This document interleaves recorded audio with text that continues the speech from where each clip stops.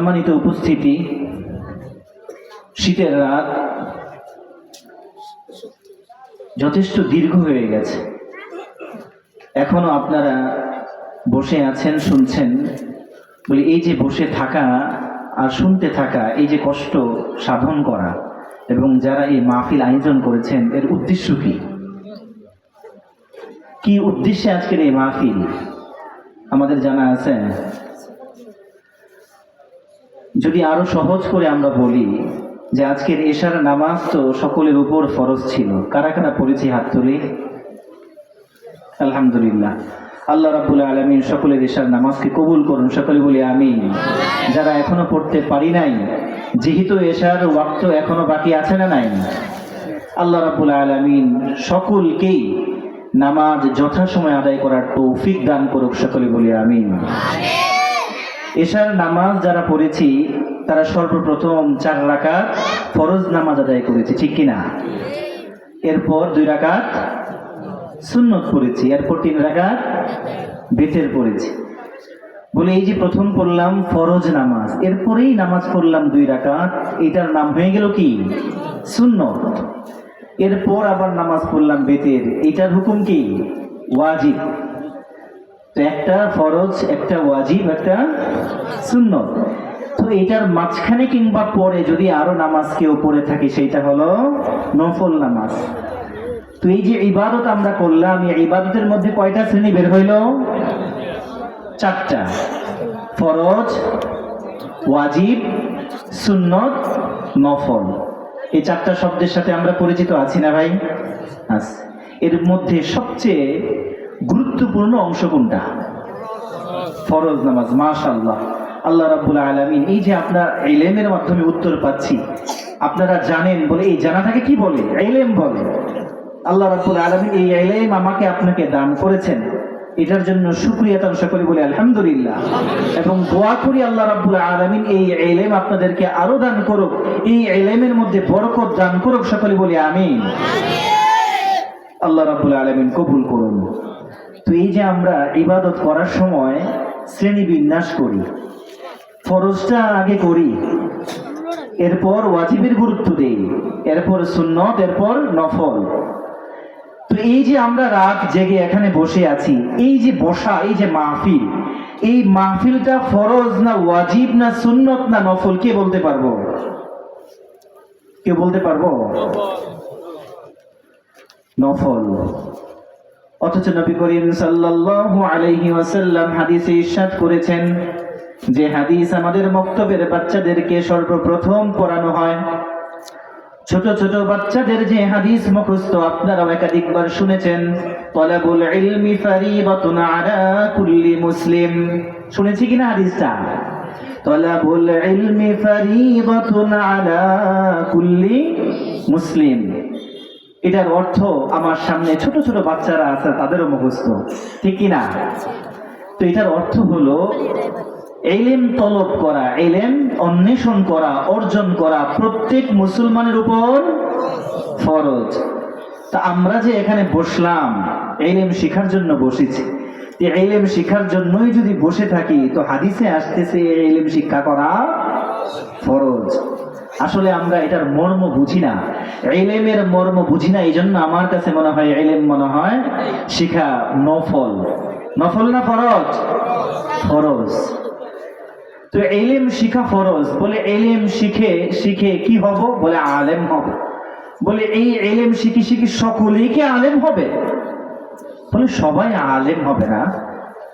বলে অতটুকু ইলম তো শিখতেই হবে যে ইলমের মাধ্যমে আমি আমার ফরজিয়াতগুলো আদায় করব। নামাজ পড়া ফরজ, এশার নামাজ 4 রাকাত ফরজ। এই 4 রাকাত ফরজ আদায় করতে জ্ঞান লাগে কি লাগে না ভাই? ওযু লাগে কি লাগে না? ওযু লাগে, জ্ঞানও লাগে। নামাজ সম্বন্ধে যে ব্যক্তি বিলকুল কিছুই জানে না, তাকে যদি মসজিদে ঢুকায় দেওয়া হয়, নামাজ কিভাবে পড়ে সে পড়তে পারবে? পারবে না। তো যে জিনিস করা ফরজ, এই জিনিস কিভাবে করতে হয় এটা জানাও কি ফরজ। বলে ধান লাগাইলে খেতে হবে, এরপরে আমরা খাবো, এটা খুব জরুরি বিষয়। এখন ধান চাষ করা জানতে হবে কি হবে না? আপনারা মনে করতেছেন ধান চাষ এটা কোনো বিষয় হইল? শহরের কোনো এক বাবুকে ধরে আনেন, বড় এক ব্যাংকের অফিসারকে চাকরি যে করে তাকে ধরে এনে আপনাদের খেতে নামায়া দেন, বলো যে স্যার আমাকে এবার এক কাটা ক্ষেত ধান করে চাষ করে দেন, পারবে? পারবে না, কারণ তার মধ্যে এই জ্ঞানটা নাই। আবার আমরা যারা পড়ালেখা জানি না, শিখি নাই, আমাকে যদি ওই ব্যাংকের অফিসার, ওই বড় কর্মকর্তার চেয়ারে বসায় দেওয়া হয়, আমিও তার কাজ পারবো না। তো জ্ঞান লাগে, যে কোনো একটা কাজ করতে গেলে জ্ঞান লাগে। বলে কাজ যদি আবশ্যক হয়, ওই কাজের জন্য ওই জ্ঞানটা তলব করা, অর্জন করাও কি আবশ্যক। নামাজ যদি ফরজ হয়, নামাজ কিভাবে পড়তে হবে এটা জানা আমার জন্য কি আবশ্যক। হজ করতে হবে, হজ কিভাবে করতে হবে এটা জানা আবশ্যক। তো মুসলমান হয়ে জীবন যাপন আমরা করতেছি। তো মুসলমান শব্দের অর্থ আত্মসমর্পণকারী, যে আমি আমার নিজেকে আল্লাহর ইবাদতের মধ্যে আত্মসমর্পণ করলাম। আল্লাহ বলছে আমার ইবাদত করো, আমি করতে থাকলাম। বলে কিভাবে করব? বলে ওই জানাটা হলো ফরজ।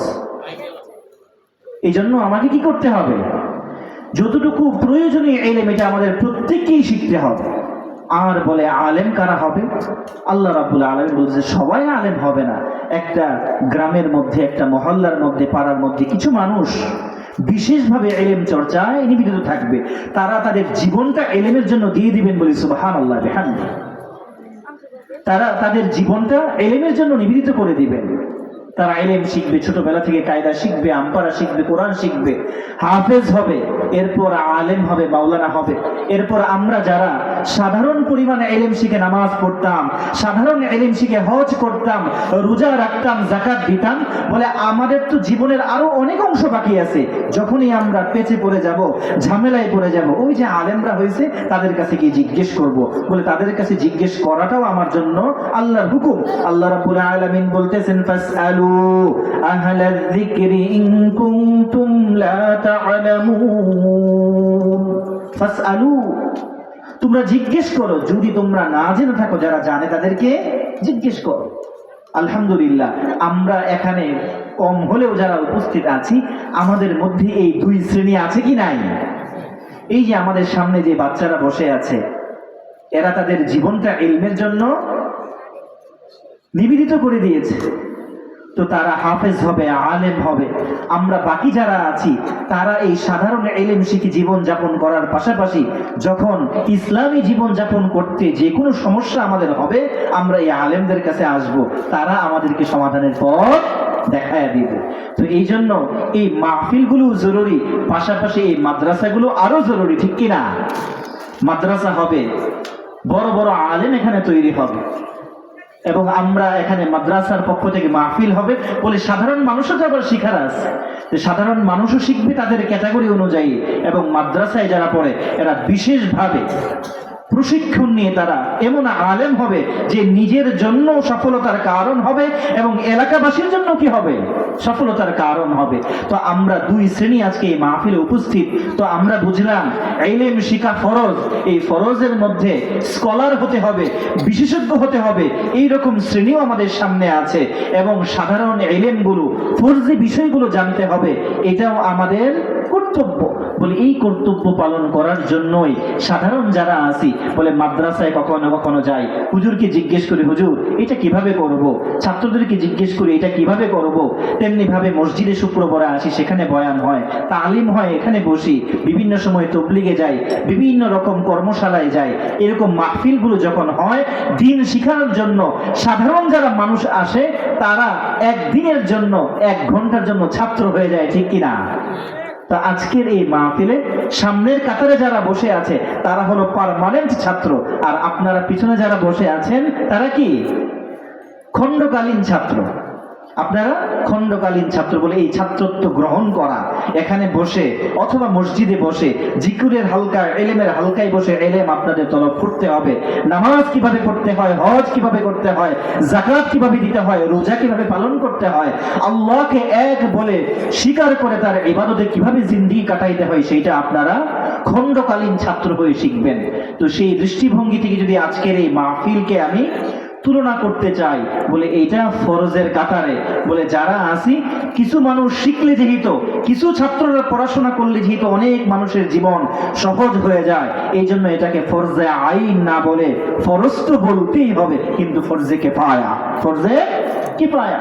যেমন নাকি জানাজার নামাজ যদি কেউ না পড়ে সকল মানুষ গুনাহগার হয়ে যাবে। যদি কিছু অংশ মানুষ পড়ে, গ্রামের অর্ধেক মানুষ পড়ছে, বলে বাকি অর্ধেক মানুষের পক্ষ থেকে আদায় হয়ে যাবে। এটাও এরকম। তো আজকের এই মাহফিল আমরা জানলাম ফরজে কিফায়া। এটা কি ফরজে কিফায়া, এরকম মাহফিল হওয়া। তো আজকে আমরা ফরজ বিধান পালন করার জন্য এখানে এসেছি।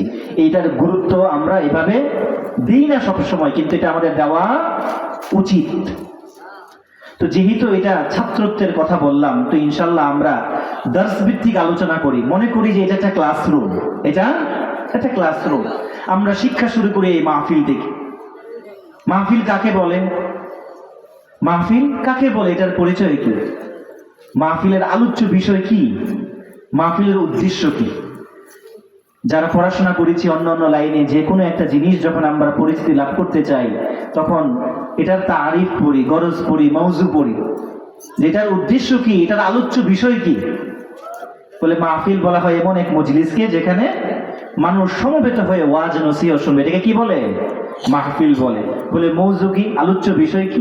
বলে কোরআন এবং হাদিস হলো এটার আলোচ্য বিষয়। উদ্দেশ্য কি? বলে উদ্দেশ্য হলো এই আলোচনা শুনে শুনে যারা করে এবং যারা শুনে, তারা শুনে এটা আমলে বাস্তবায়ন করা, ঠিক কিনা? এটা আমলে বাস্তবায়ন করা হলো উদ্দেশ্য। বলে আজকে আমি আলোচনা করব এর পরের ধাপ থেকে ইনশাআল্লাহ। বলে আলোচনা শুনে আমল করতে হবে, এরপরেও আমরা কম বেশি আলোচনা শুনি এবং কম বেশি আমল করার চেষ্টা করি, কিন্তু এই আমল করার পরের কাজ কি কেউ বলতে পারবো? মাহফিল শুনলাম, মানলাম, আমল করলাম, আমল করার পরে আর কি কাজ আছে? একজন যদি হাত তুলেন যে এর পরের কাজ হলো এইটা, আমল করার পরের কাজ কি? বলে আমল করার পরে অবশ্যই একটা কাজ আছে। এই কাজটা কি? বলে আমল মানে কাজ। পৃথিবীতে যত ধরনের ক্রিয়া আছে, কাজ আছে, প্রত্যেকটা ক্রিয়ার প্রতিক্রিয়া আছে। প্রত্যেকটা ক্রিয়ার কি আছে? প্রতিক্রিয়া আছে। যেমন একটা সুইচ এখানে আছে, বলে সুইচে আমি টিপ দিব, টিপ দেওয়ার কাজের পরের কাজটা কি? লাইটটা জ্বলে যাবে, তাই না? ফ্যান ছাড়বো, সুইচ দিব, ফ্যান ঘুরবে। মাইক চালু করছে, সুইচ টিপ দিছে, এরপর কথা বললে আওয়াজ হবে। তো প্রথম একটা কাজের নতিজা আছে, ফলাফল আছে।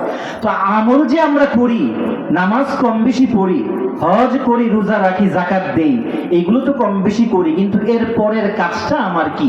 এই যে আমি আমল করলাম, দুনিয়ার সকল আমল করলে একটা নতিজা আসে। এই যে আমি আপনি আমল করতেছি, এই আমার আপনার আমলের নতিজা কি? আমি আপনি আমল করতেছি, এই আমলের প্রতিক্রিয়া কি? বলে একটা কিছু পরিবর্তন হওয়া দরকার আমলের মাধ্যমে। বলে কি পরিবর্তন হবে ভাই? বলে আমল করলে, নামাজ পড়লে, আল্লাহর ইবাদত করলে, কেউ আগে কালো ছিল খুব, গায়ের রং তার খুব কালো, ফর্সা হয়ে যাবে, এমন কিছু হয়? একজন মানুষ নামাজ পড়ে, হজ করে, জাকাত দেয়, আল্লাহর ইবাদত পরিপূর্ণ করে, এই কাজের দ্বারা কালো মানুষ ফর্সা হয়ে যায়, এরকম কোন ঘটনা আছে শুনছেন? তো কালো মানুষ কি হয় না? সাদা হয় না। নিশ্চিত ভাবে এটাও বলা যায় না যে কোনো গরিব মানুষ আমল করলেই ধনী হয়ে যাবে। কোনো একজন অসুস্থ মানুষ নামাজ পড়লে এটার গ্যারান্টি নাই যে সে সুস্থ হয়ে যাবে। বলে যদি এটার গ্যারান্টি থাকতো, তাহলে মানুষের মধ্যে হতাশা তৈরি হইতো। কালো মানুষরা নামাজ পড়তে পড়তে দেখতো যে আমি কখন ফর্সা হব। গরিবরা সেজদা দিতে দিতে, রোজা রাখতে রাখতে দেখতো কবে আবার আমি বড়লোক হব। অসুস্থ ব্যক্তি নামাজ পড়তে পড়তে অপেক্ষায় থাকতো কখন আমি সুস্থ হব। আসলে এইগুলা প্রতিক্রিয়া না। আল্লাহ রাব্বুল আলামিন কাউকে অসুস্থ করতে পারেন, কাউকে গরিব বানাতে পারেন, কাউকে কালো বানাতে পারেন, কাউকে এই দেশে জন্ম দিতে পারেন, অন্য দেশে জন্মগ্রহণ করাতে পারেন, কিন্তু নামাজের মাধ্যমে এইগুলোর পরিবর্তন হতেই হবে। এইগুলো পরিবর্তন হয়েই যাবে, এটার কোনো গ্যারান্টি নাই। যদি বিপদ আসে, আপদ আসে, আল্লাহ রাব্বুল আলামিন বলতেছে যে ব্যক্তি মুমিন, যার জিন্দেগীর সবটাই কাটাইছে ন্যায়ের পথে, হকের পথে, সেও তো অসুস্থ হইতে পারে, পারে কি না? আল্লাহ রাব্বুল আলামিনের এই সৃষ্টি জগতে, সৃষ্টির মধ্যে সবচেয়ে উত্তম ব্যক্তি, এর থেকে ভালো হইতেই পারে না এমন ব্যক্তির নাম আমরা কি জানি? মুহাম্মদুর রাসূলুল্লাহ সাল্লাল্লাহু আলাইহি সাল্লাম। বলি এই যে ব্যক্তি, এই যে নবী, এই যে না রাসূল, এই সত্তার থেকে পবিত্র কোন সত্তা আল্লাহ রাব্বুল আলামিন সৃষ্টি করেন নাই। তো নবী কি অসুস্থ হন নাই? নবীজি অসুস্থ হয়েছেন। তো নামাজ যদি ভালো করে পড়লেই মানুষ অসুস্থ না হইতো, তো নবীজি তো নামাজ কোনো গ্যাপ রাখেন নাই। নবীজির থেকে বড় নামাজি কেউ হইতে পারবে না। তো নবীজি অসুস্থ হয়েছেন। তা নামাজ পড়লেই যদি মানুষ বড় লোক হয়ে যেত, নবীজি কি সবচেয়ে বড় লোক ছিলেন? সবচেয়ে কোটিপতি ছিলেন? নবীজির জামানায় ওনার থেকে কোটিপতি অনেক ছিল। তার মানে নামাজ, ইবাদত এগুলো মানুষকে কোটিপতিও বানায় না। যদি নামাজ পড়লেই মানুষ কোটিপতি হয়ে যাইত, তাইলে নবীজি সবচেয়ে বেশি বিলিনিয়ার, অনেক বড় কোটিপতি থাকতেন। তো নামাজ এগুলা কিছুই করে না, তো করে কি? এই যে আমরা নামাজ পড়ি, এই যে মন চাইলেও হারামে লিপ্ত হই না, হালাল ভাবে চলি, সব সময় ভাবি ইবাদত করব, আল্লাহর ইবাদতে থাকব, একজন আবেদ হব, খাঁটি বান্দা হব। তো এই যে বান্দা হওয়ার জন্য এত আমল করি, এই আমল আমার আপনার কি পরিবর্তন করে? অথচ আমরা জানি প্রত্যেক আমলই কোনো না কোনো পরিবর্তন ঘটায়। প্রত্যেকটা কাজ আর একটা কাজকে সৃষ্টি করে, নতিজা তৈরি করে। এটার উত্তর দেওয়া হচ্ছে হাদিস শরীফ থেকে। নবী করিম সাল্লাল্লাহু আলাইহি ওয়াসাল্লাম ইরশাদ করেন, আলা ওয়া ইন্না ফিল জাসাদি মুদগা ইযা সালাহাত সালাহাল জাসাদু কুল্লুহু ওয়া ইযা ফাসাদাত ফাসাদাল জাসাদু কুল্লুহু আলা ওয়া হিয়াল কলব। নবী করিম সাল্লাল্লাহু আলাইহি ওয়াসাল্লাম ইরশাদ করেন, এই যে মানুষের শরীর, মানুষের শরীরের মধ্যে একটা অংশ আছে, একটা টুকরা আছে। বলে এইটা কেমন টুকরা, কেমন অংশ? বলে এমন একটা টুকরা, এমন একটা অংশ, যদি এইটা ঠিক হয়, এই মানুষটা সবটাই ঠিক, মানুষ সবটাই ঠিক।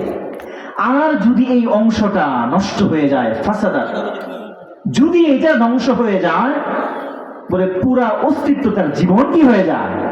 ধ্বংস হয়ে যায়। বলে কি নাম ওইটা? আলা ওয়াহিয়াল কলব। জেনে রাখো, শুনে রাখো, মনে রাখো, সেইটার নাম হলো হৃদয়। বলি সুবহানাল্লাহি বিহামদিহি। হৃদয় এমন একটা জিনিস, এইটা যদি শুদ্ধ থাকে, মানুষের পুরা জিন্দেগি কি শুদ্ধ। হৃদয় যদি অশুদ্ধ হয়, একটা মানুষের পুরা জিন্দেগি অশুদ্ধ।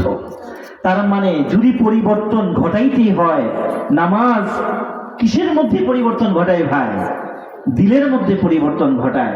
বলে একই রকম আমাদেরকে দেখা যাচ্ছে, এক ব্যক্তি নামাজ পড়ে, এক ব্যক্তি নামাজ পড়ে না। হিসাব করে দেখলাম, যে ব্যক্তি নামাজ পড়ে ওই ব্যক্তির গায়ের রং কালো, ওই ব্যক্তি দেখতে শীর্ণকায়, খুব চিকন চাকন মানুষ, গায়ের পোশাকও তেমন কিনা সুন্দর না, কিন্তু নামাজ পড়ে যাচ্ছে। তাকে দেখে দেখে অনেক ইসলাম বিদ্বেষীরা মুখ টিপে হাসছে, বলে এই নামাজ তোমাকে কি দিল? কিন্তু সে নামাজ পড়েই যাচ্ছে, নামাজ পড়ে যাচ্ছে, কখনো নামাজ ছাড়ে না। সে ধনী হোক গরিব হোক, নামাজকে সে ছাড়তেছে না। বলে যে নামাজ পড়ে না ওই ব্যক্তিকে দেখা যায়, তুলনা করলে তাকে দেখতে ফর্সা দেখা যায়, নাদুস নুদুস দেখা যায়, কি সুন্দর জামা পরছে। বলে যত সুন্দর জামা পরুক, আলা ওয়াহিয়াল কলব, জেনে রাখো ওই হৃদয় হলো আসল পরিচয় মানুষের। ওই যে ব্যক্তিকে সুন্দর দেখা যাচ্ছে উপর থেকে, যদি সে আল্লাহর ইবাদতে না থাকে, অবাধ্যতা থাকে, তার মধ্যে অহংকার থাকে, তাকাব্বুর থাকে, বলে ওই হৃদয় পচে গেছে, ওই মানুষটার ভেতর আর ভেতর নাই। বলে কখন প্রকাশ পাবে? মৌত যখন হবে, চোখ যখন দুইটা বন্ধ হয়ে যাবে। বলে শরীর যত সুন্দর শরীর হোক, সকল সুন্দর শরীর মাটির সাথে মিশে যাবে, কিন্তু যে হৃদয় নামাজ পড়ে পড়ে, রোজা রেখে রেখে, আল্লাহকে ভালোবেসে বেসে হৃদয় তৈরি হয়েছে, ওই হৃদয়কে ধ্বংস করার মতো কোনো শক্তি নাই। তা আমরা ইবাদত করি মূলত কিসের জন্য ভাই? ওই হৃদয়টাকে পরিবর্তন করার জন্য। এই জন্য হাদিসে দেখি নবী করিম সাল্লাল্লাহু আলাইহি ওয়াসাল্লাম বলতেছে, আল্লাহ রাব্বুল আলামিন তোমার বাহ্যিক দিক দেখেন না, তোমার আমল দেখেন না, উপরের দিক দেখেন না। আল্লাহ রাব্বুল আলামিন তাকিয়ে থাকেন তোমার অন্তরের দিকে। আমার আপনার অন্তরের দিকে আল্লাহ রাব্বুল আলামিন তাকায় আছেন, যে অন্তরটা কখন আল্লাহমুখী হয়ে যান। অন্তর যখন আল্লাহমুখী হয়ে যাবে বলে তখন বোঝা যাবে এই মানুষটা সম্পূর্ণই ঠিক আছে। আর অন্তর যদি নষ্ট হয়ে যায়, উপর দিয়ে যত সুন্দর দেখা যাক, বলে এই সুন্দর শুধু শুট করে না, এই জুব্বা যত বড় জুব্বা লাগাই, যত বড় আমি পাগড়ি পরি, যত বড় মসজিদের ইমাম আমি হই, খতিব আমি হই, যত বড় কিছু হয়ে যায়, যদি আমার অন্তর পরিবর্তন না হয় বলে ওই ধরনের লেবাস সুরত আমার কোনো কাজে আসবে না। হৃদয় ঠিক হইতে হবে। বলে নামাজ পড়লেই বলা যাবে না যে এই মানুষটা হৃদয় ঠিক হয়ে গেছে, হজ করলেই বোঝা যাবে না যে এই মানুষটা হৃদয় ঠিক হয়ে গেছে। আজকাল মানুষ হজ করে, হজের ধরনগুলো কেমন? সিনেমা শুটিং অর্ধেক করে হজে গেছে, সিনেমা শুটিং অর্ধেক করছে, এরপর হজে গেছে, হজ শেষ করে এসে বাকি শুটিং করছে। সেও তো হাজি সমাজের চোখে, হাজি কি না? সেও হাজি। তো সে হজ করলেই কি মানুষের হৃদয়ে পরিবর্তন হয়? হজ করলে হৃদয় পরিবর্তন হবে না। আলেম যারা আছি, যারা গায়ে জুব্বা আছে, আমাদের পাগড়ি আছে, এমন কে আছে বলতে পারবে যে সকল আলেমরা জান্নাতে যাবে? কোন আলেমের জায়গা জাহান্নামে হবে না, এটা কেউ বলতে পারবে না। আলেমরাও জাহান্নামে যাবে কি যাবে না? যাবে। তো তার তো ভাই নামাজ আছে, রোজা আছে, এত বড় পাগড়ি আছে, এত বড় জুব্বা আছে, বলে কেন জাহান্নামে যাবে? আরে ভাই, বলে জুব্বা পড়ছে, পাগড়ি পড়ছে, নামাজও পড়ছে, কিন্তু তার অন্তর থেকে ঠিক করতে পারে নাই, ঠিক করতে পারে নাই। তার অন্তর ফাসাদাত, নষ্ট হয়ে গেছিল, এই জন্য তার সমস্ত জীবনটাকে আল্লাহ নষ্ট করে দিবেন, বলি নাউজুবিল্লাহ মিন যালিক। তো আমাদের এই হৃদয়টা ঠিক করা দরকার আছে কি নাই? আল্লাহ রাব্বুল আলামিন আমাদের সবার হৃদয়টাকে সুন্দর করে দিক, সকলে বলি আমিন। বলে এই যে হৃদয়কে সুন্দর করব, হৃদয়টাকে সুন্দর করতে কিছু বাধা আছে। হৃদয়, কলব, এটা এমন একটা পার্টস, এমন মজবুত যে জিনিসটা দেখা যায় না, অথচ এটা ঠিক হইলে নাকি পুরো জিন্দিগি ঠিক হয়ে যায়, এটা নষ্ট হইলে পুরো জিন্দিগি তছনছ হয়ে যায়। কিন্তু এই জিনিস ঠিক হয় না হয়, এটার পিছনে কিছু কারণ আছে। কম্পিউটার চালাই কারা কারা? হাত তুলি তো আমরা। কম্পিউটার কারা কারা চালাইছি? যারা কম্পিউটার চালাইছি, যারা মোবাইল চালাই, এই মোবাইলের মধ্যে এমন পার্টস আছে, মাদারবোর্ড আছে, প্রসেসর আছে, এটা হলো মূল জিনিস। বলে ওই জিনিসটা যদি ঠিক থাকে, মোবাইল ঠিক থাকে। যদি এই মাদারবোর্ড নষ্ট হয়ে যায়, মূল প্রসেসর যদি নষ্ট হয়ে যায়, কি হয়ে যায়? সবটাই বেকার। উপর দিয়ে যত নতুন দেখা যায়, কাজ হবে? হবে না, কারণ ভিতরের প্রসেসর চলে গেছে, ভিতরের র্যাম চলে গেছে, কিন্তু উপর দিয়ে দেখা যায় খুব সুন্দর চকচক, বলে কাজ করবে না, ভিতর নষ্ট। কি নষ্ট? ভিতর নষ্ট। বলে এরকম সবচেয়ে দামি জিনিস হলো গিয়ে এখন প্রযুক্তির জন্য ব্যবহার হয় কম্পিউটার। বলে এই কম্পিউটারের মধ্যে উপর দিয়ে যত সুন্দর দেখা যায়, ভিতর দিয়ে যদি প্রসেসর নষ্ট হয়ে যায়, কম্পিউটার কাজে লাগে না। বলে এই কম্পিউটার নষ্ট হওয়ার জন্য সবচেয়ে বড় যে কারণ, এই কারণটার নাম হলো ভাইরাস। নাম শুনছি? ভাইরাস যখন আক্রান্ত করে তখন ওই কম্পিউটার আর ভালো থাকে না, প্রসেসর কাজ করে না। তো এই যে হৃদয়, বলে এই হৃদয় এর থেকে বড় দামি। বলে এই হৃদয়ের জন্য এরকম কিছু ভাইরাস আছে। এই ভাইরাসগুলো যখন হৃদয়ে থাকে, বলে যতই নামাজ পড়ি, যতই হজ করি, রোজা রাখি, যাকাত দেই, বলে যত বড় জুব্বা পড়ি, হৃদয় কি হয় না? ঠিক হয় না। বলে এই ভাইরাস আছে অন্তরের কিছু। এই ভাইরাস এর একক নাম হলো গুনাহ। বলে গুনাহ তো কত রকম আছে, বলে এই গুনাহ খুঁজতে খুঁজতেও আমরা হয়রান হয়ে যাব। হাদিসের মধ্যে এই জন্য 4টা জিনিসের নাম বলছে, 4টা ভাইরাসের নাম বলছে। বলে এই 4টা ভাইরাস থেকে যদি তুমি মুক্ত থাকতে পারো, বলে তাহলে তোমার অন্তর কি থাকবে? পরিশুদ্ধ থাকবে। এর মধ্যে 1 নম্বর ভাইরাসের নাম হলো আল কিবর, অহংকার করা, তাকাব্বুর করা। যার মধ্যে অহংকার নামক ভাইরাস থাকবে, বলে এই অহংকারের সাথে কি হবে না? ইবাদত করলেও হৃদয় পরিবর্তন হবে না। হাসাদ, হিংসা, আরেকজনের ভালো দেখতে পারি না আমি। নামাজ পড়ি, রোজা রাখি, হজ করি, যাকাত দিই, সব করি, কিন্তু আরেকজনের ভালো দেখলেই আমার অন্তরে আগুন জ্বলে ওঠে। এটা কি বলে? হিংসা বলে। বলে এই হিংসা যদি আমার মধ্যে থাকে, এই ভাইরাস যদি ভিতরে থাকে, বলে আমার দিলকে আমি ইবাদত করে কি করতে পারবো না? পরিশুদ্ধ করতে পারবো না। যদি এই দিলের মধ্যে বাড়াবাড়ি থাকে, উদ্ধতা থাকে, আল্লাহর অবাধ্যতা থাকে, এই দিলকে আমি সুন্দর করতে পারবো না।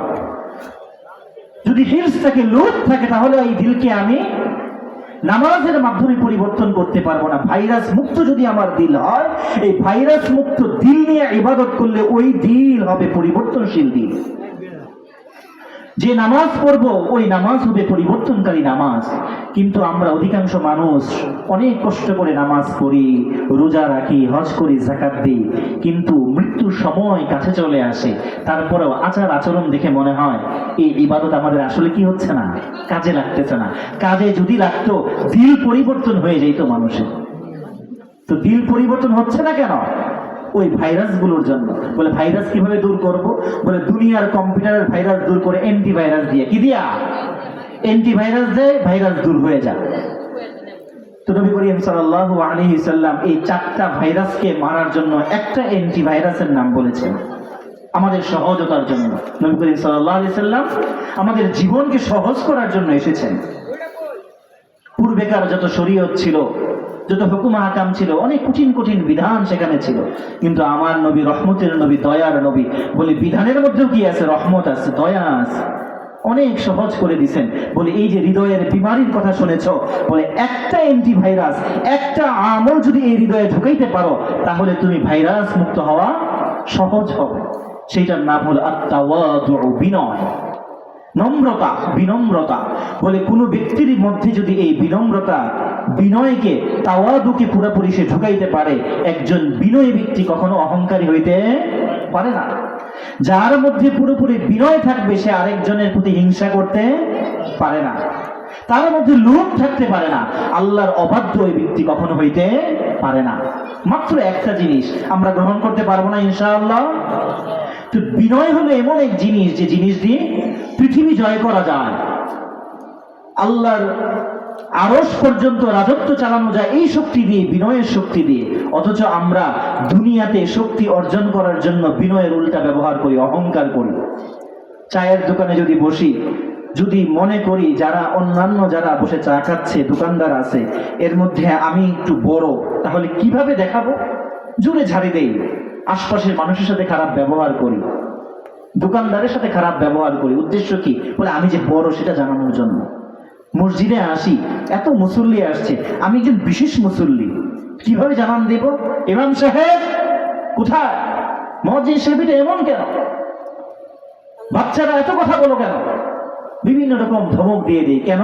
বলে আমার যে বড়ত্ব আছে সেটা জাহের করার জন্য। অথচ বড় হওয়ার পথ কি? বিনয় না তাকাব্বুর?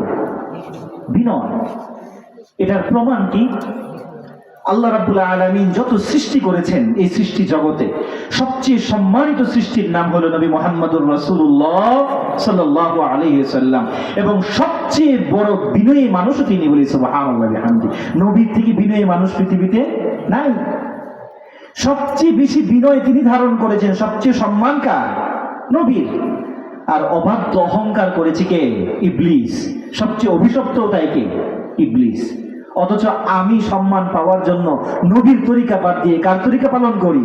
ইবলিসের তরিকা পালন করি।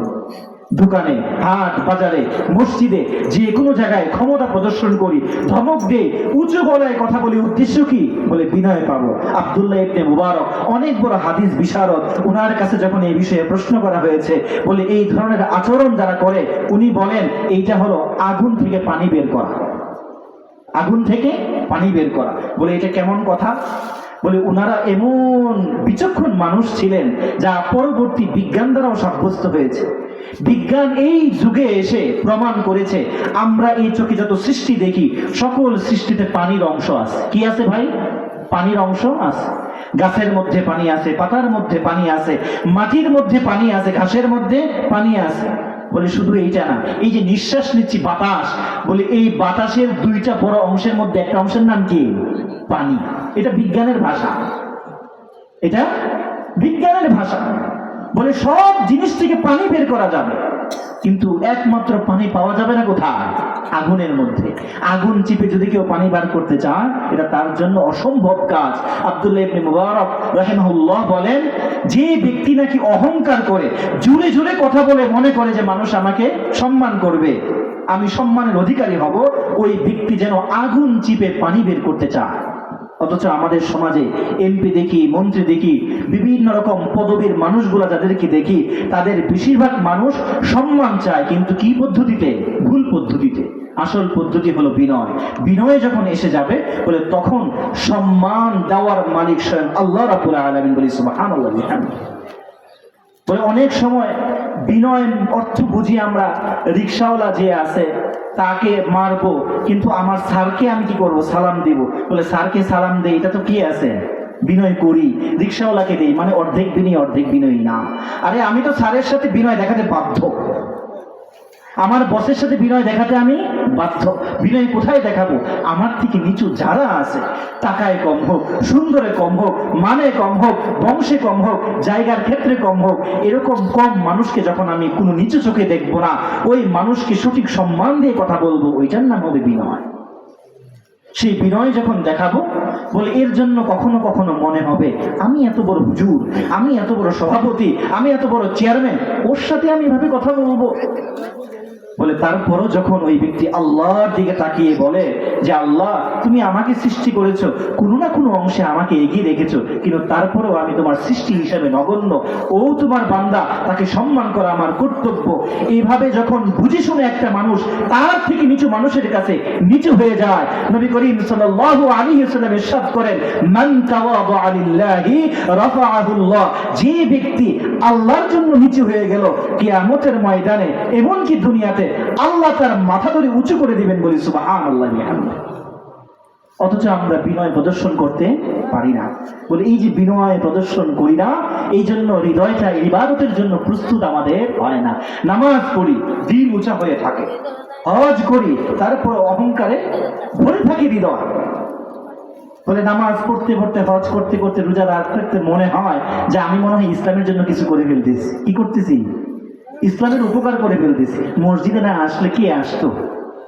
আরে সারা বিশ্বের মানুষ সবাই যদি একসঙ্গে আল্লাহর ইবাদত তরক করে দেয়, আল্লাহর কিছুই যায় আসে না। বলে আমি যে ইবাদত করতে পারতেছি, এটা আমার কোনো বরত্ব না, বলে এইটা আমার সৌভাগ্য। আল্লাহ রাব্বুল আলামিন কোরআনুল কারীমে বলেন, ইয়ামুন্নুনা আলাইকা আন আসলামু কুল লা তামুন্নু আলাইয়া ইসলামাকুম বালিল্লাহু ইয়ামুন্নু আলাইকুম আন হাদাকুম লিল ঈমানি ইন কুনতুম সাদিকিন। মদিনার কিছু গ্রাম্য লোক নবীর হাতে ইসলাম ধর্ম গ্রহণ করেছে, যাকাত দেওয়া শুরু করেছে। এরপর তারা ভাবতে শুরু করেছে তারা মনে হয় মুহাম্মাদের অনেক উপকার করতেছে, মুহাম্মাদকে যাকাত প্রদান করতেছে গরিবদেরকে দেওয়ার জন্য, কিন্তু ভাবতেছে আমরা মুহাম্মাদের দল মনে হয় ভারী করতেছি। আল্লাহ রাব্বুল আলামিন তো অন্তর্যামী, আলিমুম বিদাতিস সুদূর। অন্তরের অন্তঃস্থলে খুব গোপনেও যদি আমি কিছু ভাবি, সঙ্গে সঙ্গে সেটা আল্লাহর ইলমে পৌঁছে যায়। আল্লাহ তাআলা নবীকে ডাক দিয়ে বলতেছে, এদেরকে বলেন, এরা তো মনে করতেছে ইয়ামুন্নুনা আলাইকা আন আসলামু, যে তারা ইসলাম ধর্ম গ্রহণ করে আপনার উপর খুব কি করছে? দয়া করে ফেলছে।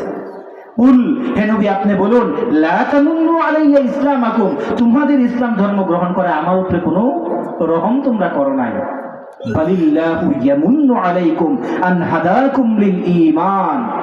সত্যবাদী যদি তোমরা হয়ে থাকো তাহলে জেনে রাখো, তোমরা যে ইসলামে আসতে পারছো, তোমরা যে নামাজ পড়তে পারো, তোমরা যে হজ করতে পারবা, তোমরা যে যাকাত দিতে পারছো, এইটা হলো আল্লাহর তোমাদের উপর রহমত। বলি সুবহানাল্লাহ।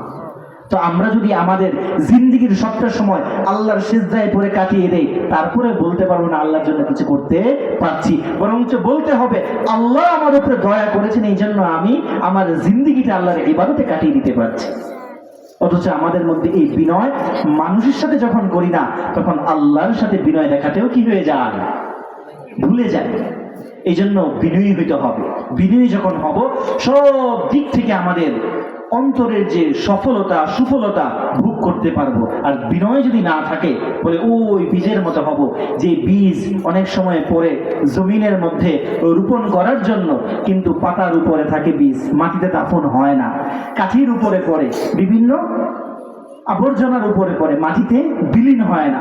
ভাবটা দেখে এরকম মনে হয় ওই ব্যক্তিদের মতো যে আমি মাটির সাথে মিশবো না, মাটির সাথে মিশবো না। আল্লাহ বলে তুমি মাটির সাথে মিশবা না, তুমি ফসল হয়ে কোনোদিন জমিনে দেখা দিতে পারবা না। বলে যে বীজ এভাবে পাতার উপরে রয়ে গেছে, জমিনে সে দাফন না হয়েছে, ওই ব্যক্তির মতো যে ব্যক্তি উঁচু হয়ে আছে, যে আল্লাহর সামনে ঝুঁকে নাই, বলে ওইটা ওই বীজের সাথে তুলনা দাও যে বীজ কিনা নিজেকে আল্লাহর কাছে সমর্পণ করে জমিনে মিশে গিয়েছে, আর আল্লাহ রাব্বুল আলামিন মহিরুহ করে বিশাল বড় গাছ হিসেবে তাকে কবুল করেছেন, বলি সুবহানাল্লাহ।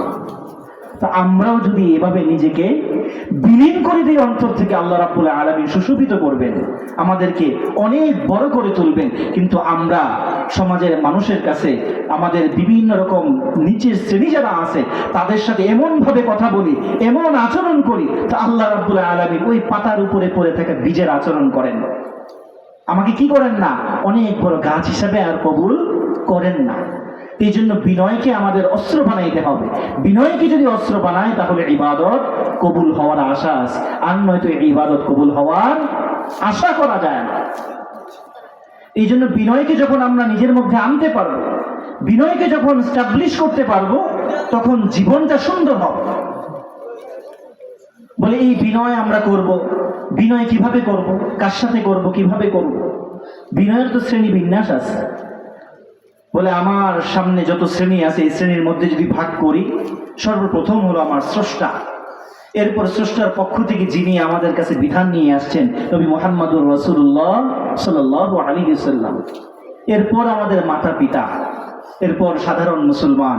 সাধারণ মুসলমানদের মধ্যে শ্রেণী আছে, যারা বড় তারা বিনয়ের বেশি অধিকারী আমার কাছ থেকে পাওয়ার, যারা শিক্ষক হবে, যারা আলেম হবে, তারা সাধারণ মুসলমানদের ভিতরে উচ্চ শ্রেণী হবে। এই জন্য সর্বপ্রথম বিনয়, সবচেয়ে বেশি বিনয় দেখাতে হবে আল্লাহর সাথে, অথচ আল্লাহর কাছে আমরা ওই রকম বিনয় উপস্থাপন করি না। বলে আল্লাহকে যদি বিনয় প্রকাশ করতে হয়, সবচেয়ে বড় বিনয় হবে তার সঠিক পরিচয় হৃদয়ে ধারণ করা, সঠিক পরিচয় হৃদয়ে ধারণ করা। বলে একজন মানুষ একটা কাজ করেছে, অনেক বড় স্কুল করেছে অথবা মাদ্রাসা করেছে, একজন নিজের টাকা দিয়ে করছে। তা আমি কি বললাম, সবার সামনে বললাম যে এই মানুষটা কিছু করছে, আমরাও চেষ্টা করছি, অমুক দিছে তমুক দিছে, আসলে কেউ দেয় নাই, সে একাই করছে স্কুলটা। ওই মানুষটার সাথে সঠিক আচরণ হবে? সে যদি একা একটা স্কুল করে থাকে, মাদ্রাসা করে থাকে, মসজিদ করে থাকে, বলতে হবে যে এই কাজটা উনি করছে। আর যদি দেখি ওনার করাটাকে স্বীকার করি না, অমুকের নাম দেই তমুকের নাম দেই, তার মানে বোঝা যাবে তাকে আমি পুরোপুরি সম্মান করতে চাচ্ছি না। তো আমরা দু চোখে যা দেখি না, সব কিছু কার সৃষ্টি? আল্লাহর সৃষ্টি। তো এই সৃষ্টিতে আল্লাহ ছাড়া আর কোনো কারো শরীক আছে না নাই? আল্লাহর সৃষ্টির মধ্যে, সৃষ্টি জগতের মধ্যে তার সাথে আর কোনো শরীক আছে না নাই? লা শারীকা লাহু, লা শারীকা আল্লাহ, আল্লাহর সাথে কোনো শরীক নাই। তো আল্লাহর সাথে যদি শিরক করি, শিরক যারা করে তার মানে সে কখনোই আল্লাহকে সম্মান করে না। সবকিছু বানাইছে আল্লাহ, আমি বললি এটা হলো অমুকে চালায়, ওইটা অমুকে চালায়, আল্লাহর অমুক আছে, আল্লাহর তমুক আছে, আল্লাহর এইটা লাগে, আল্লাহর ওইটা লাগে, এরকম ভাবে যদি আল্লাহ শিরক করি, মাজারে গিয়ে যদি আমি চাই, মাজারের মধ্যে গিয়ে যদি আমি মানত করি, মাজারের মধ্যে গিয়ে যদি আমি সন্তান কামনা করি, আমি যদি বিভিন্ন রকম ফায়দা কামনা করি, ব্যবসার উন্নতি কামনা করি, তাই আল্লাহর সাথে শরীক করা হয় কি হয় না? সব কিছুর মালিক আল্লাহ, আর আমি চাইতেছি মাজারে যাই। তা মাজারে যায় কিছু জিনিস চাও মানে আমি আল্লাহর সামনে বিনয় প্রকাশ করলাম না, তার পরিচয়টাকে আমি অস্বীকার করলাম। এই জন্য শিরক করা যাবে না, বিনয়ের হৃদয়ে আনতে হবে। বিনয়ের সবচেয়ে বেশি হকদার হলো আল্লাহ রাব্বুল আলামিন, আর আল্লাহর সাথে বিনয়ের সর্বপ্রথম প্রকার হলো তার সাথে কোনো শিরক করা যাবে না, শিরক করা যাবে না। কারণ আমি যদি মনে করি যে আমি মুসলমান, অতটুকুই যথেষ্ট, বলে না, মুসলমান হওয়ার প্রথম শর্ত হলো আল্লাহকে লা শারীকা আল্লাহ মানতে হবে। বলে আল্লাহকে মানাটা যথেষ্ট না। এটার উদাহরণ সবচেয়ে বড় হলো ইহুদি আর খ্রিস্টানরা, তারাও আহলে কিতাব। আমাদের কাছে যেমন কোরআন আল্লাহ রাব্বুল আলামিন পাঠিয়েছেন, তাদের কাছেও তাওরাত আর জবুর পাঠাইছেন না? পাঠাইছে। তারাও আহলে কিতাব। আল্লাহ রাব্বুল আলামিন ইহুদি খ্রিস্টানগুলো তাদের কিভাবে ডাকে নাই? আল্লাহ ডাকতেছে কি? ইয়া আহলাল কিতাবি, ইয়া আহলাল কিতাব। এরপরে বলছেন লিমা তাকফুরুনা বিআয়াতিল্লাহ, আল্লাহর আয়াতকে অস্বীকার করো কেন? লিমা তাসুদ্দুনা আন সাবিলিল্লাহ, আল্লাহর পথে বাধা কেন দান করো? আল্লাহর সাথে শিরক কেন করো? তো এই যে ইহুদি আছে আর খ্রিস্টান আছে, এরা দুইটা বড় বড় শিরক করছে, যেটা কোরআনে আছে। ইহুদি যারা আছে তারা সবাই বলে উযাইর ইবনুল্লাহ, উযাইর আলাইহিস সালাম হলো আল্লাহর ছেলে। সকলে বলি নাউযুবিল্লাহি মিন যালিক। উযাইর আলাইহিস সালাম একজন নবীর নাম। তো নবীকে কি বানাইছে ইহুদিরা? আল্লাহর ছেলে। আর ঈসা আলাইহিস সালামকে খ্রিস্টানরা বলে আল্লাহর ছেলে, মাসীহ ইবনুল্লাহ, নাউযুবিল্লাহি মিন যালিক। তো নবীকে সম্মান করতে যায় ইহুদিরা উযাইর আলাইহিস সালামকে আল্লাহর ছেলে বানায় দিছে, আর ঈসা আলাইহিস সালামের অনুসারী যারা আছে পরবর্তীতে তারা তাকে আল্লাহর ছেলে বানায় দিছে। এবার আমরা জানি না, ঈসা আলাইহিস সালামের খ্রিস্টানরা মনে করে আল্লাহর ছেলে। এইটা হলো শিরক, দুইজনের বড় বড় দুইটা শিরক। এরপর তাদের অধিকাংশ মানুষ জানতো যে শেষ নবী মুহাম্মদ, শেষ কিতাব কোরআন, কিন্তু অহংকার বশত তারা কি করে নাই, গ্রহণ করে নাই। নবীকে শেষ নবী বলে মানে নাই, কোরআনকে শেষ কিতাব হিসেবে মানে নাই। বলে দুইটা জিনিস পাওয়া গেছে, কি করছে? অহংকার করছে আর শিরক করছে। আল্লাহ রাব্বুল আলামিন তাদেরকে অভিশপ্ত বানায় দিয়েছেন। আমরা প্রতিদিন সূরা ফাতিহা পড়ি, ফাতিহার শেষ অংশে কি পড়ি? গায়রিল মাগদুবি আলাইহিম ওয়ালাদ-দাল্লিন পড়ি কি পড়ি না? এটার অর্থ কি? বলে গায়রিল মাগদুবি আলাইহিম ওয়ালাদ-দাল্লিন, আল্লাহর কাছে দোয়া করে বলি, আল্লাহ ওই যে অভিশপ্ত দুইটা আছে, পথভ্রষ্ট আছে, এদের মতো আমাদেরকে বানায়েন না। প্রত্যেক নামাজে নিজেরা এর থেকে বাঁচার জন্য দোয়া করি, প্রত্যেক ওয়াক্তে তাদের উপর অভিশাপের জন্য দোয়া করি। এই সূরা কে নাজিল করছেন? আল্লাহ নিজে নাজিল করছেন। আল্লাহ নিজে নাজিল করে কিয়ামত পর্যন্ত এই দুইটা জাতিকে অভিশপ্ত করে দিয়েছেন। বলি নাউযুবিল্লাহি মিন যালিক। কারণ কি? শিরক। কারণ কি? অহংকার। তা আমার ভিতরে যদি শিরক থাকে, আমার ভিতরে যদি অহংকার থাকে, যতই নামে মুসলমান হই, আমার ইবাদত কি কবুল হবে? আমার হৃদয় কি ওই পরিবর্তনশীল হৃদয় হবে? আদৌ হবে না। এই জন্য আল্লাহর সাথে কোনো শরিক করা যাবে না। বলে শরিক তো করবোই নাই, এরপর একটা শব্দ আছে শক, সন্দেহ। সন্দেহও করা যাবে না। যে শুনছি তো ইহুদিরা এটা বলে, জানি না সত্য কিনা, তারপরেও মেনে নেই। জানি না সত্য কিনা, তারপরেও মেনে নেই। বলে এই সন্দেহ যারা থাকবে তারা মুমিন হতে পারবে না। যারা সন্দেহ করবে তারা কখনোই মুমিন হতে পারবে না। ইন্নামাল মুমিনুনা আল্লাযীনা আমানু বিল্লাহি ওয়া রাসূলিহি সুম্মা লাম ইয়ারতাবু। ঈমানদার হলো ওই ব্যক্তিরা যারা আল্লাহর উপর ঈমান এনেছে, রাসূলের উপর ঈমান এনেছে, এরপর বলে সুম্মা লাম ইয়ারতাবু, এরপর আর কোনো সন্দেহ পোষণ করে নাই। তো ঈমান আনলাম, এরপর যদি সন্দেহ পোষণ করি, বলে মুমিন আমি হইতে পারবো না। সন্দেহও করা যাবে না। এবং পাশাপাশি কোনো কারণে দুনিয়াবি চলতে ফিরতে বিপদ আপদ তো আসেই আমাদের। কোনো এক বিপদ হইল, অনেক কষ্ট করে ধান ক্ষেত লাগাইলাম, কোনো কারণে একটু বেশি বৃষ্টি হয়ে ধানগুলো ভেসে গেল, পোকায় কেটে ফেললো ধান, হয় কি হয় না? এরকম একটা ক্ষতি আমার সম্পত্তি হইতে পারে। বলে সন্তানের মধ্যে হইতে পারে। সন্তান হয়েছে, মনে করছি বড় হবে, শিক্ষিত হবে, মানুষের মতো মানুষ হয়ে চাকরি করবে, ব্যবসা করবে, আমাকে খাওয়াবে।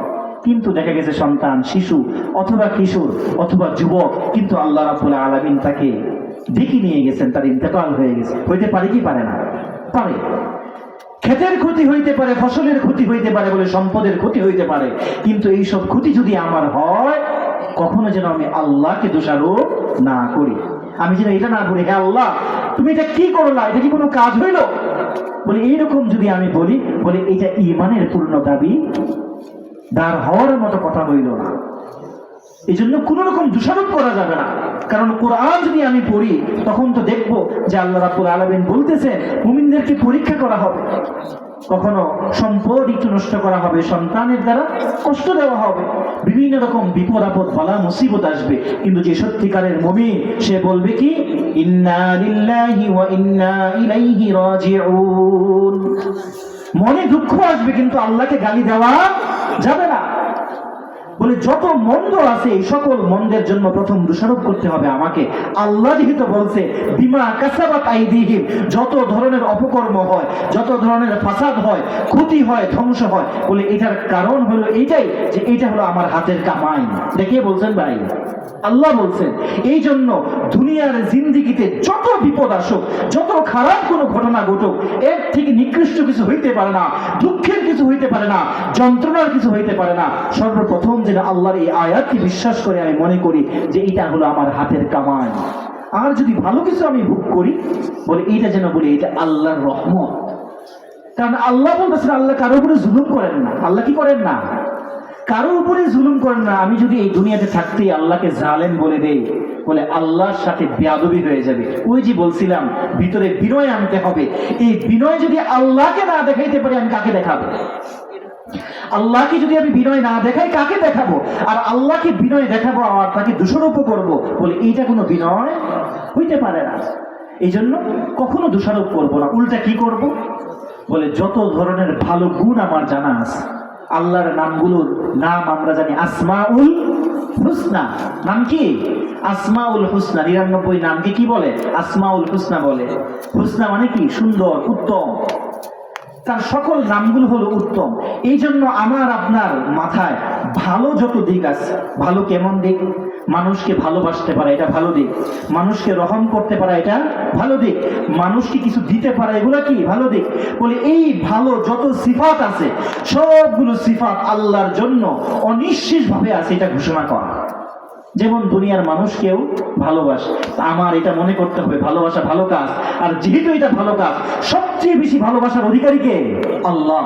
বলে দুনিয়ার কোনো মানুষ যদি আমাকে না ভালোবাসে, আল্লাহর কাজ করতে যায়, আমার হৃদয়ে এই বিশ্বাস যদি থাকে, আরে সব ভালোবাসার মালিক তো সেই আল্লাহ, বলে তখন এই দুনিয়ার মানুষের ভালোবাসা যদি মিস্টেক হয়ে যায়, যদি যুবকদের হৃদয় কেউ ভেঙে দেয়, সেই যুবক যদি আল্লাহর ভয়ে ফিরে আসে, সে যেন এইটা ভাবে দুনিয়াতে কে আমাকে কতটুকু ভালোবাসবে, আল্লাহর চেয়ে বেশি ভালো আর কেউ বাসতে পারে না। আমি কারো কাছে থাকি, কাজ করি, বিভিন্ন রকম পারিশ্রমিক কারো কাছে পাই, কিন্তু সে দিচ্ছে না, কষ্ট দিচ্ছে, আল্লাহকে দোষারোপ না করি, আমি স্মরণ করি আল্লাহ ওয়াহ্হাব। মানুষ আর কত দিবে? মানুষ দিতে দিতে মানুষের ধন শেষ হয়ে যাবে, কিন্তু আল্লাহ দিলে এই দেওয়ার কখনো শেষ নাই। বলে এক একটা গুণ এত পরিমাণ, এত পরিমাণ, বলে এটা কতটুকু পরিমাণে এটা ধারণা করার শক্তি আল্লাহ আমাকে দেন নাই। বলতেছে একটা সাগর, বিশাল বড় সাগরের মধ্যে যদি একটা সূচ ডুবানো হয়, একটা সুই যদি আপনারা চুবান, এরপরে যদি উঠান, ওই ছোট্ট ছোট্ট বিন্দু যদি অংশ ওই সুইয়ের মধ্যে লেগে থাকে, কে বলতে পারবে, কে বুঝতে পারবে? দেখে আরে এই সাগরের এতটুকু পানি কমে গেছে, কেউ বুঝতে পারবো? এই সাগর থেকে এতটুকু পানি কমে গেলে কারো শক্তি নাই বোঝা। একটা বদনা থেকে একটা জগ থেকে কতটুকু পানি পড়লেও তো আপনারা এটা টের পাবো না। বলে সাগর থেকেও যদি হয়, তবুও তো মানুষ জানবে, শুনবে। কিন্তু আল্লাহর রহমত সকল মানুষকে যদি পূর্ণাঙ্গ দিয়ে দেয়, সবাইকে কোটিপতি বানায় দেয়, তারপরও আল্লাহর ভান্ডারে অতটুকু কমতিও হবে না। বলি সুবহানাল্লাহ। তো আল্লাহ কত দিতে পারেন, কত ভালোবাসতে পারেন, কত রহমত করতে পারেন, কত বরকত করতে পারেন। বলে এইভাবে আল্লাহকে সবচেয়ে বড় মনে করব সকল ভালো দিক দিয়ে, তখন আমার হৃদয়টা হবে অনেক বড়। আর নবী করিম সাল্লাল্লাহু আলাইহি সাল্লাম বলছে আল্লাহ কত বড়? বলে বান্দা আল্লাহকে যত বড় মনে করবে, আল্লাহ তত বড়। কারণ হলো আল্লাহ কত বড় এইটা গণনা করার, এইটা সীমা রেখা নির্ধারণ করার শক্তি আমাকে দেয় না, কিন্তু আমার তাও উপকার আছে। বলে আমি যদি মনে করি যে আল্লাহ অত বড়, আল্লাহ আমার সাথে ওই আচরণই করবে। এখানে আপনারা যারা বসে আছেন, যদি ঘোষণা দেওয়া হয় আমাদের মাদ্রাসার মুহতামিম সাহেব এখানে বসে আছেন, আপনারা তাকে যত বড় কোটিপতি বলবেন, সে আপনাকে ওই অঙ্কের টাকা দান করবে। তখন আপনারা সবাই কি বলবেন? উনি 10 টাকার মালিক, কারণ 10 টাকা বলে তো আপনারা 10 টাকা পাবেন। আপনাদেরকে সুযোগ দেওয়া হলো, ঘোষণা দেন মুহতামিম সাহেব যত টাকার মালিক আপনি বলবেন, উনি আপনাকে তত টাকা দিয়ে দিবেন। তখন দেখা যাবে বলবে না কেউ মুহতামিম সাহেব 10,000-এর মালিক, 20,000-এর মালিক। এমনি যদিও মাদ্রাসার হুজুর, আমরা ইমাম সাহেব যারা আছি, তাদের জীবন যাপন উপযোগী হিসেবে ওই রকম অর্থ আমাদের কাছে থাকে না, কিন্তু এই অফার যদি দেওয়া হয়, তাহলে দেখা যাবে মুসল্লিরা সবচেয়ে বড় কোটিপতি তাকে বানায় ফেলবে। কারণ কি? তাকে যত বড় কোটিপতি বানাবো, উনি আমাকে তত দিবেন।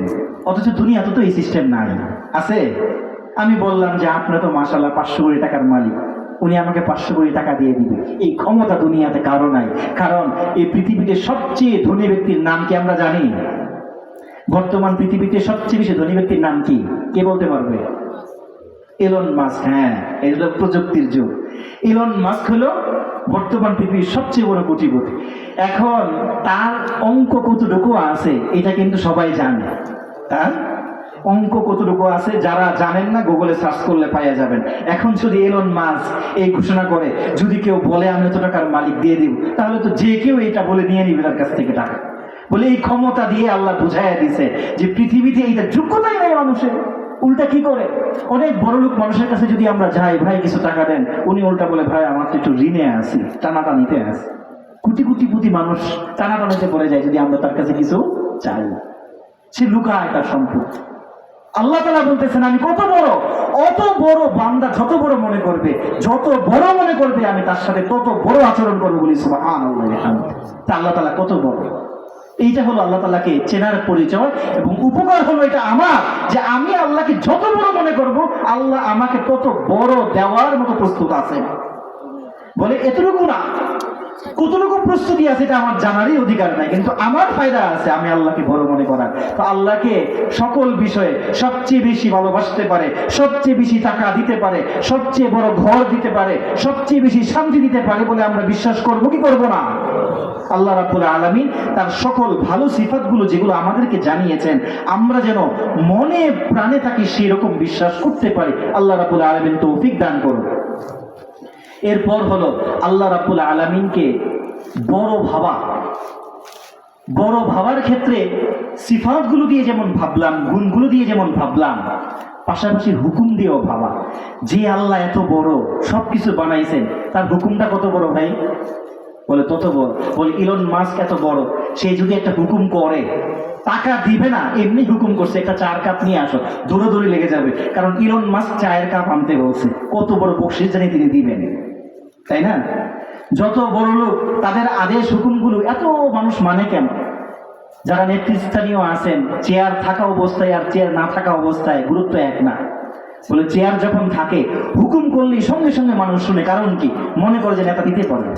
চেয়ার নাই, নেতার পিছনে মানুষ নাই, কারণ নেতার কাছে চাইলেও কি করবে না, নেতা দিতে পারবে না। তো হুকুম কত বড় হবে? বলে সত্তা যত বড় তার হুকুম তত বড়। এইটা যদি আমরা বুঝি, তো আল্লাহর হুকুমের থেকে বড় হুকুম কি কারো হইতে পারে ভাই? আল্লাহর হুকুম থেকে বড় হুকুম কারো হইতে পারে না। কিন্তু আমরা কি আল্লাহর হুকুমকে তত বড় মনে করি কিনা? আল্লাহর হুকুমকে সবচেয়ে বড় কি মনে করি? খুব সহজভাবে ভাবি।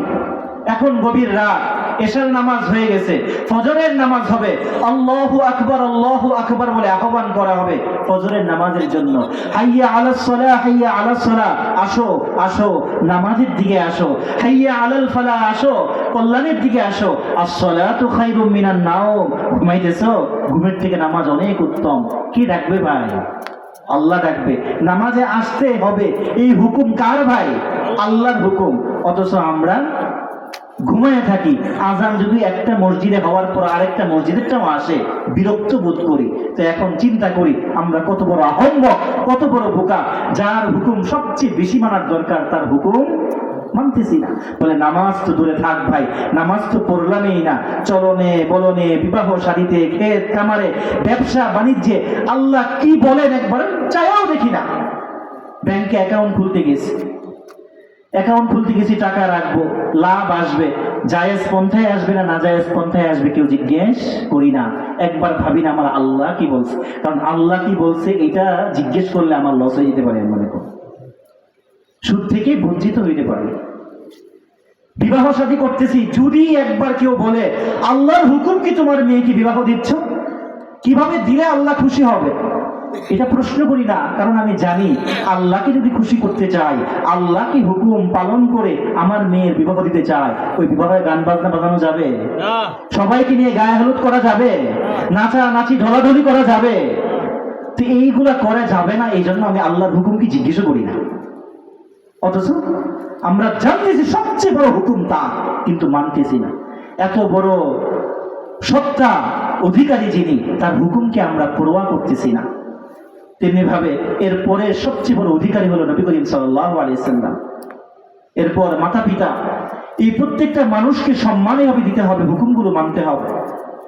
তো নবীকে মানার ক্ষেত্রে, আল্লাহকে মানার ক্ষেত্রে আল্লাহ রাব্বুল আলামিন সূরাতুল হুজুরাতে আয়াত নাজিল করেছেন, ইয়া আইয়ুহাল্লাযীনা আমানু লা তুকদ্দিমু বাইনা ইয়াদাইল্লাহি ওয়া রাসূলিহি ওয়াত্তাকুল্লাহ ইন্নাল্লাহা সামিউন আলীম।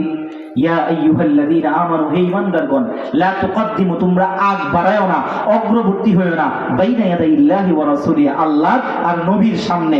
আল্লাহর থেকে আগায়া যায়ও না, নবীর থেকে আগায়া যায়ও না। বলি আয়াতের অর্থ কি? আল্লাহকে তো দেখিই না, তার থেকে আগাবো কিভাবে? নবীকেও তো এখন দেখতে পাচ্ছি না, তার থেকে আগাবো কিভাবে? বলে এই আগানোর অর্থ হলো আল্লাহ এবং আল্লাহর রাসূলের হুকুমের বাইরে তোমরা যেও না। তা আল্লাহর হুকুমের বাইরে যাওয়া যাবে না, নবীর ইতাআতের বাইরে যাওয়া যাবে না, এটা আমরা বুঝি না। বলে দিন নিয়ে বাড়াবাড়ি করা যাবে না, এটা বুঝি না।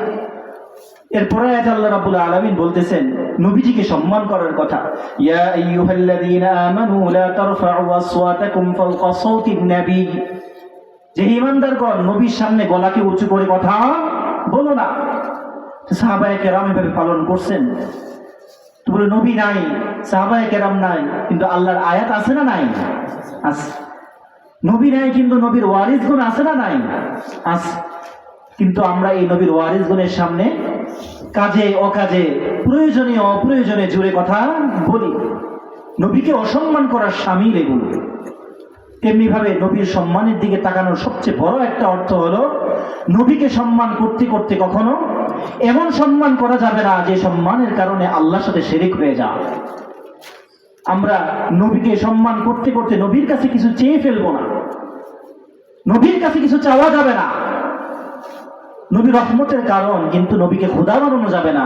নবী করিম সাল্লাল্লাহু আলাইহি সাল্লাম বলেন, দেখো তোমরা আমাকে সম্মান করতে করতে এরকম অধিক সম্মান করো না যে সম্মান করার কারণে খ্রিস্টানরা, নাসারা যারা আছে, তারা ঈসাকে আল্লাহর ছেলে বানাইছে। বলি নাউযুবিল্লাহি মিন যালিক। ছেলে বানানো যাবে না, সঠিক সম্মানটা করতে হবে, নবীজিকে শরীয়ত সম্মতভাবে সম্মান করতে হবে। সম্মানের একক একটা অর্থ হলো মা আতাকুমুর রাসূলু ফাখুযু ওয়া মা নাহাকুম আনহু ফান্তাহু, নবীজি যা নিয়ে এসেছে গ্রহণ করো, যা থেকে বিরত থাকতে বলেন বিরত থাকো। তেমনি ভাবে মুসলমানদেরও সম্মান আছে। উক্ত সূরাতেই আল্লাহ রাব্বুল আলামিন বিশেষভাবে কয়েকটি সম্মানের কথা বলেছেন। যদি বিনয়ী হতে চাও, আল্লাহকে যেমন পুরোপুরি সম্মান করতে হবে, নবীকেও সম্মান করতে হবে।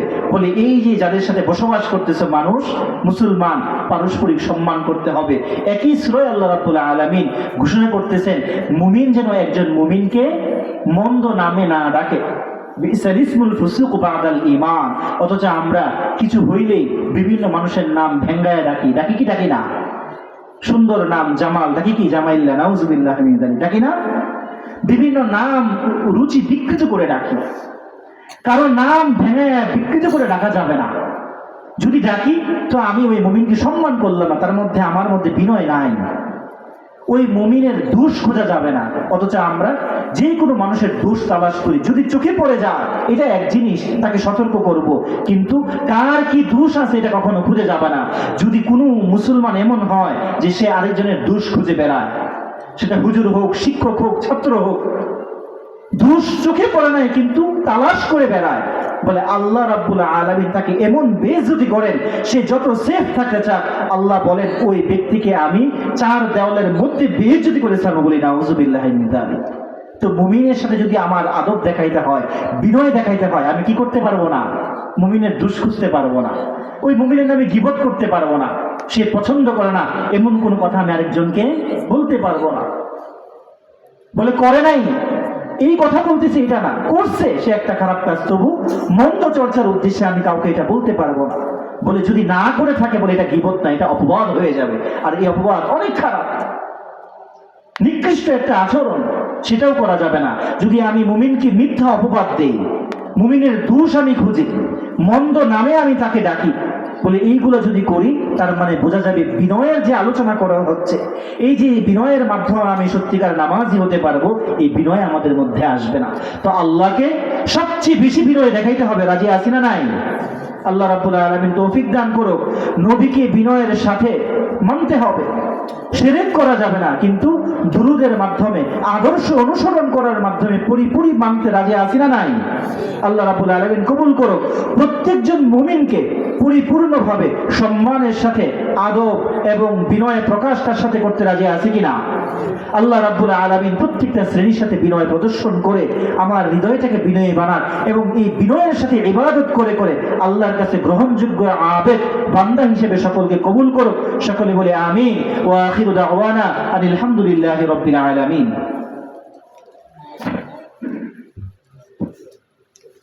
আলহামদুলিল্লাহ। সম্মানিত উপস্থিতি, শেষ ভালো যার সব ভালো তার।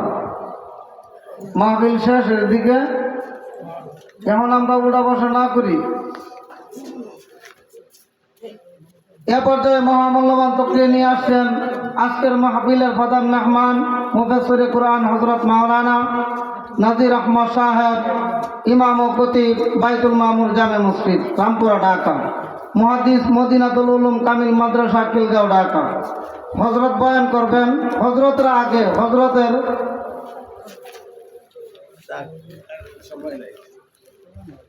এখন মহামূল্যবান বয়ান নিয়ে আসছেন আজকের মাহফিলের প্রধান মেহমান মুফাসসিরে কুরআন হযরত মাওলানা নাজির আহমদ সাহেব, ইমাম ও খতিব বাইতুল মামুর জামে মসজিদ, রামপুরা, ঢাকা।